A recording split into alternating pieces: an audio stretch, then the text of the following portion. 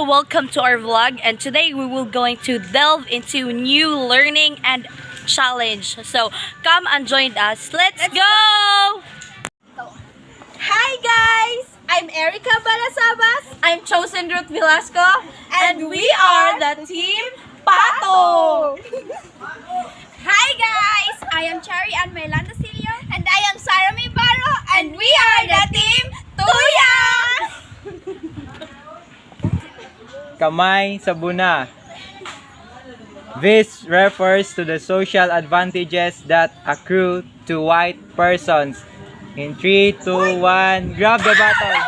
White privilege! Yes.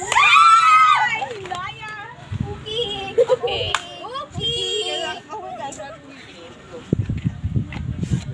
Hala pa yun! Oh my God! Wow! Wow!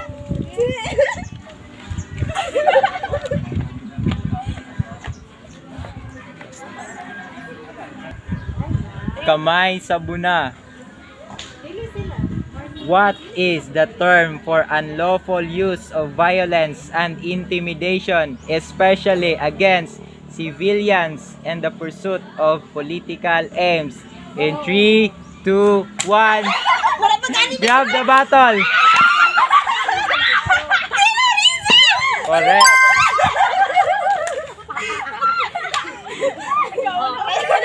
Go! Oh, kami na po. Di ko na po kuoting. 50! 50 pesos. Oh my God. Hoy! Ubus na money. 50 pesos. Oh my God. Sa buna. This refers to the term that describes destroying groups because of their political beliefs rather than their religion or identity. In 3, 2, 1, grab the bottle. Politicide! Correct. Ikaw tayo. Moshi, moshi.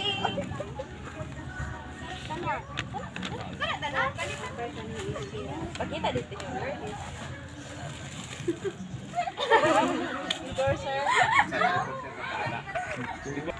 Okay, next question. Kamay sa buna.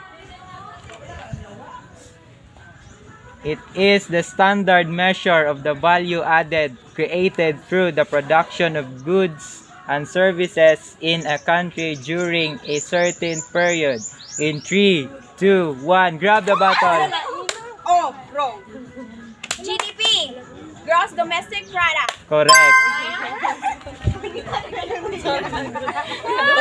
Ala, oh my God! Oh no, no, no, no! No! Oh my God, it's Mangwan!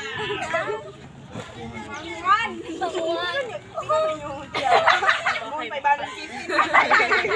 Yeah. Next question. Kamay sa buna. This term originally refers to the capitalist, industrialized countries within the Western European and United States sphere of influence.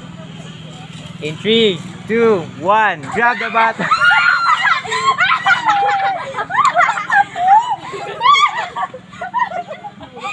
Westernization! Wrong. What? First country? Wrong. First world country. First world! Correct. Wala na Same. Wala!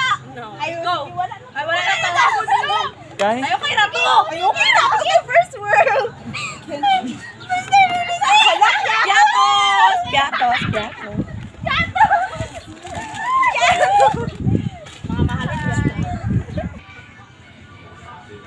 Next question. Kamay sa buna. This is an outdated and offensive term for a developing nation characterized by a population with low and middle incomes and other socio-economic indicators. In 3, 2, 1, grab the button. Periphery! What? Bro, what are you talking about, man?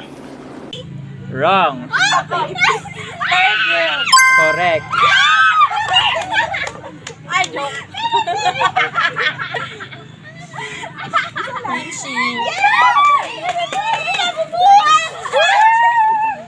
Next question. Kamay sa buna. This refers to the theory which determines that nations are primary groups constituted by descent and or culture, accompanied by the idea that nationalism arises from a prior sense of national identity.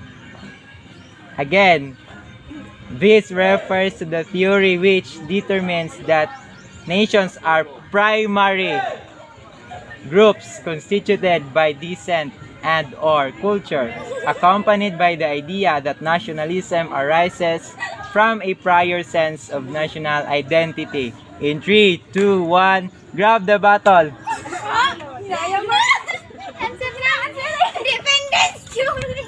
Wrong.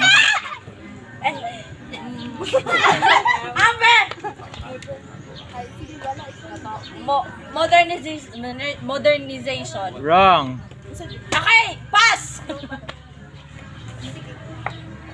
na, pass. Pass, next Okay, next. Answer is primordialism. Nanagay ko, primary. Primordialism. Listen lito ko. Next question, kamay sa buna. It is a defensive treaty or a military alliance between the United States, Canada, and the 25 European countries. It is a defensive treaty or military alliance between United States, Canada, and 25 European countries. In 3, 2, 1, grab the bottle. NATO. NATO or NATO is correct.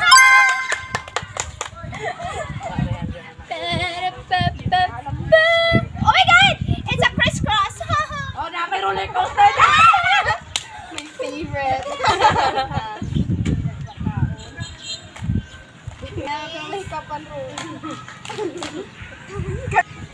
Next question, kamay sa buna. He promised to make the Philippines great again. In 3, 2, 1, grab. A few moments later. Wala kang battle! Okay, next. Take 2. He promised to make the Philippines great again. In 3, 2, 1, grab the bottle. Ferdinand Marcos Sr. Correct.